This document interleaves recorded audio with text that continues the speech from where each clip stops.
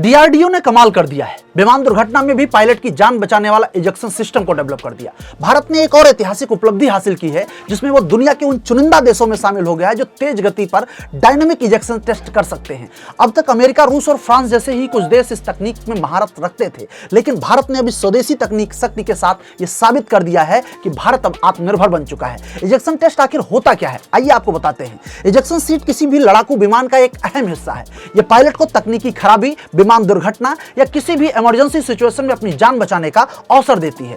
यह डीआरडीओ का एक ऐतिहासिक परीक्षण है। भारत के रक्षा अनुसंधान और विकास संगठन ने हाल ही में इस क्षेत्र में एक कीर्तिमान स्थापित किया है। चंडीगढ़ स्थित terminal ballistic research laboratory Chandigarh में किए गए इस परीक्षण में पायलट की सुरक्षा को लेकर के एक नई मिसाल पेश की। कैसे हुआ यह परीक्षण?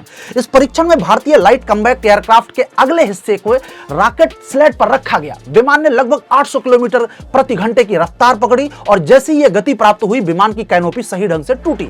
इसके बाद इजेक्शन सिस्टम ने मानव जैसी डमी को बाहर फेंका। डमी के शरीर पर लगाए गए सेंसर ने इस परीक्षण को सफलता को प्रमाणित किया। इसके बाद डमी को पैराशूट की मदद से सुरक्षित रूप से जमीन पर उतार लिया गया। स्वदेशी तकनीक के इस ताकत ने यह टेस्ट करके यह सिद्ध कर दिया है कि भारत अपनी रक्षा प्रणालियों में पूरी तरीके से आत्मनिर्भर हो चुका है। डीआरडीओ ने न केवल एक नई तकनीकी विकसित की है, बल्कि इसे पूरी दुनिया के सामने भी साबित कर दिया है।